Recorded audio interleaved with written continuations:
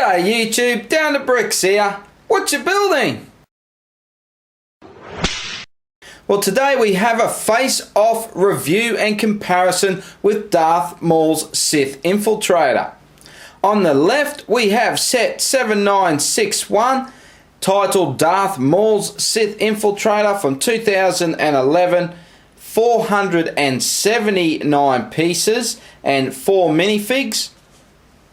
Back in the day it was £60, 70 US, 70 Euro and 150 Australian.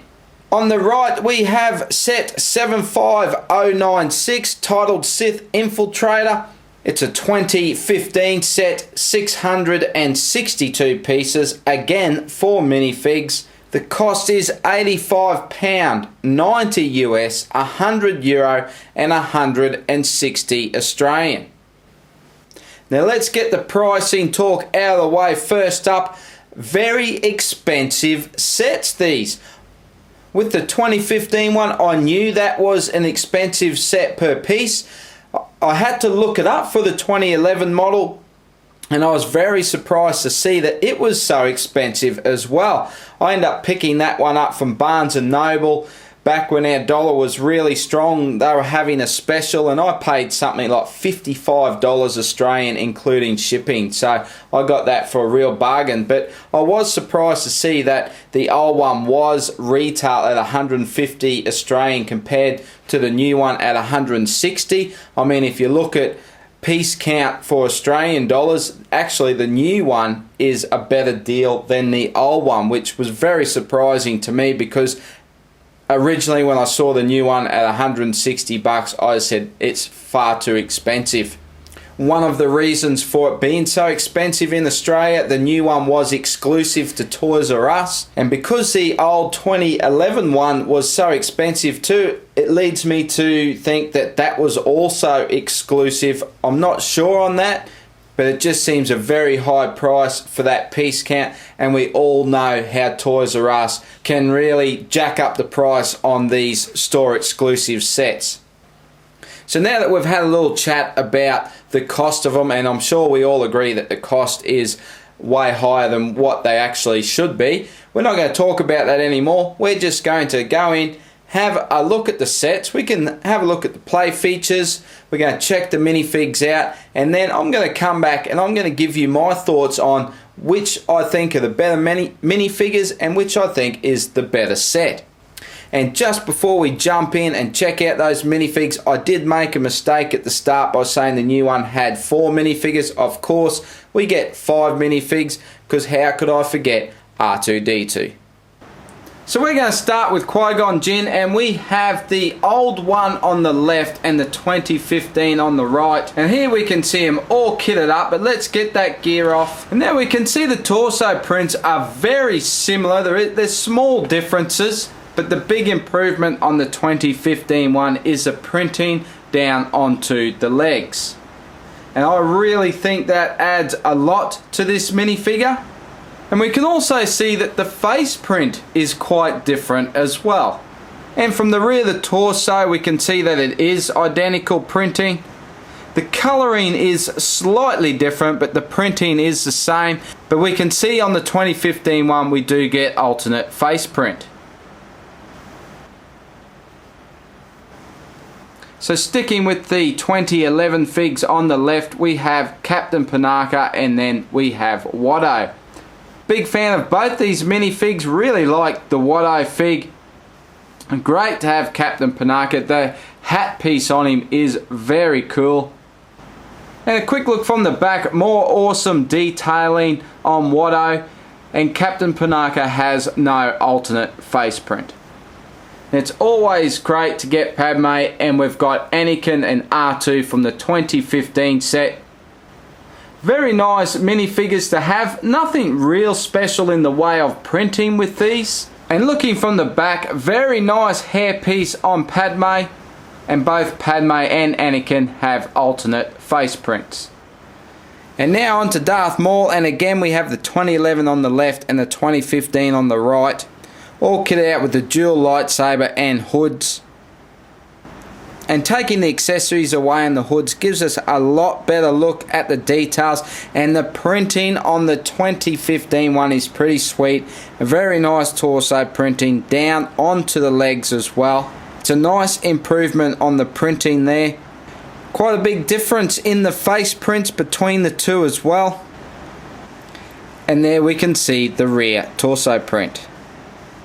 So starting off with the 2011 model, and the first thing to point out is the stickers. So we do get quite a few stickers. There's one here, another one here, and we have one down in the middle here. Now I don't know if you can see that, but it's actually peeling off. That one's actually just about ready to fall off completely. Quite a few stickers in this set. Another thing to point out is the gappiness that we have here between the front and the back of the ship, so it's quite open there. As for play features, of course, we've got the fold out landing gear. We've got flick fire missiles, one on each side here, and this little lever to release the probe droid. I'll show you that a little later on. So with the landing gear, it's only the friction of the pins that's holding it up, so you can actually raise it up. But because it is just the friction of the pins holding it, if you put any weight on the front of the craft, it just collapses.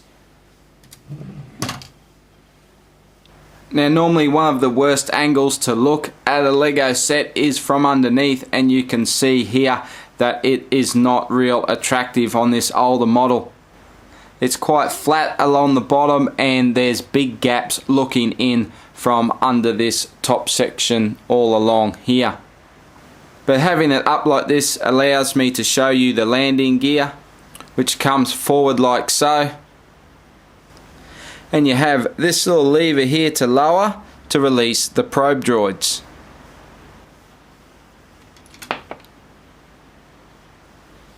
Now I really like the look of the Sith Infiltrator front on like this. It's a very mean looking ship, and I think it's an awesome design for a character like Darth Maul. Again, just to point out the stickers, we have some more stickers here. Now the way this front section works, you can just open the whole thing up. There is all hinges along the side here. That's really just to give you that angled look. It's not really a feature of the ship, but it just opens up like a big crocodile mouth.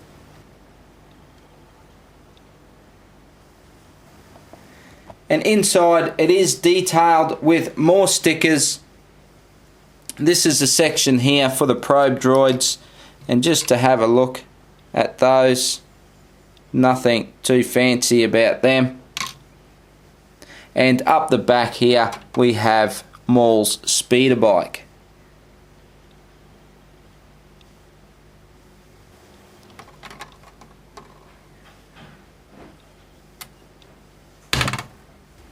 Of course, we've got the folding wings. And again, from the back, it looks pretty good. It is detailed by a lot of stickers again.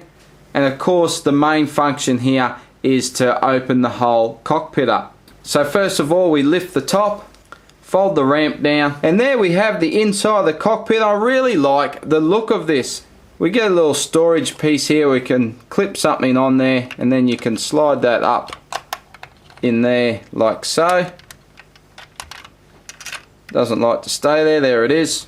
But I do think that looks really good. And now on to the 2015 model. Now you can notice some big differences here straight away. But again, let's start with the stickers. Now, you can't see any stickers, can you? And that is because I haven't applied them. But I have to say the sticker sheet is a lot less than the 2011 model, and here are the stickers here. So I only used 2, and that's just to decorate the consoles in the cockpit, but you just have these ones here that go along the front here, and I've just chosen not to use those. But they haven't relied on stickers for a bulk of the detailing, so I do like that. The landing gear on it is a lot more solid, so there's no moving around. You don't have any problems with the landing gear. You can see the difference between the front and the back here. There's no big gap anymore. They've closed that right up. So just looking from the side here, we're starting to see where those extra 200 odd pieces have gone, and it's really just closed the whole ship up a lot more. And from the bottom here we can see that this one actually does look a lot better underneath than the 2011 model. The landing gear doesn't tuck up away quite as good, but there's definitely a lot more shape to the bottom of the build, and the actual whole sides here are totally enclosed, so there's no big gaping holes like in the 2011 model. The other thing I really like is how the bottom is finished off by a dish as well, just like the top of it, so it really just finishes off that whole cockpit area. And again, we have the same play feature with the probe droids, and we have this little lever right here, and if we pull that forward, out they drop. Looking from the front, again, very mean looking. The whole front section opens up very different on this model, and only the rear back of the panels open up, and then the center bar lifts to give you access to the interior. The probe droids just go in here,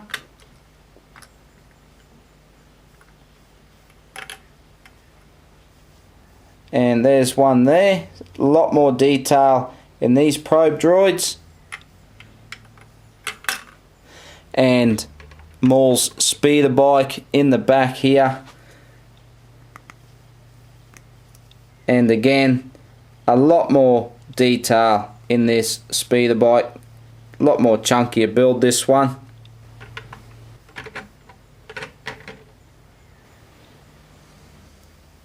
And of course we get our spring-loaded shooters. Again, of course, are the adjustable wings. And as on both models, we get the really nice printed dish, but this dish is a larger dish than on the 2011 model. And from the back you can see there's a lot more detail from the previous model. No stickers to highlight anything, it's really just highlighted by using brick. Now to access the cockpit, we lift the top dish and lower the ramp. To make it even easier for access, we can actually open the top section up to give us access to a really cool cockpit. We get some clips up here to store some goodies, and the detail for the display are stickers. And while the cockpit interior is quite different on both models, I'm a big fan of both of them. Well, okay, we've checked it all out. Let's have a talk about what I think is the pick of the minifigures. So I might actually do a direct comparison here. So let's talk about Darth Maul.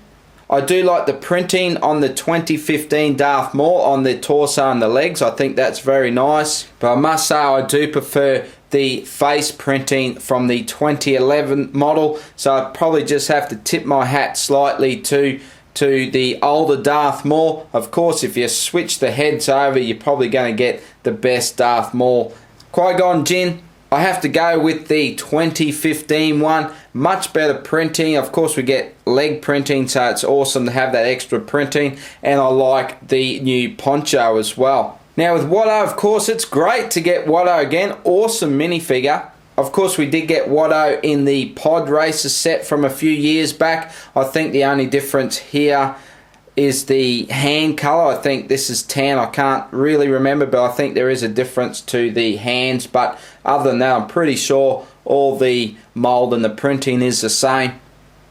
And while I really like the Watto minifigure, I kind of think that he doesn't really belong in this set. And for a group of minifigs, I really think to have Captain Panaka and Padme, I actually think it makes a better group of minifigs. So I'll probably have to just slightly tip for the group of minifigs to the 2011 set. But it really is a close call. Now on to this set. Now I have to say I was never really going to pick up this latest Sith Infiltrator because I was always really happy with the 2011 one. And not that that's ever stopped me before from picking up a set of the same vehicle, but because of the price, it really sort of led me to think that I'll just stick with the 2011 model. But when I had a chance to pick up the new one on discount, I just jumped at the chance because I was really keen to actually do this comparison and see what I thought of this new Sith Infiltrator. So which do I think is the better of the two? Well, I'm going to have to go with the 2015 Sith Infiltrator. I believe it's a much better build. Just to put an extra 200 pieces into a build, I mean, it's a third again on the piece count, so it's really going to add that extra bulk.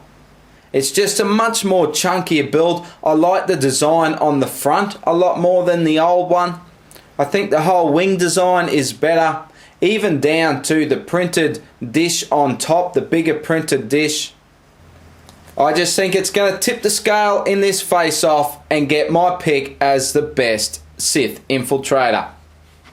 So now the big question to all you collectors out there, if you have the 2011 model, is it worth getting the 2015 one? And that's why I want to try and get this video out, because you can probably still pick up the 2015 one, and if stores do have it, it's quite likely that it's going to be at a reduced price.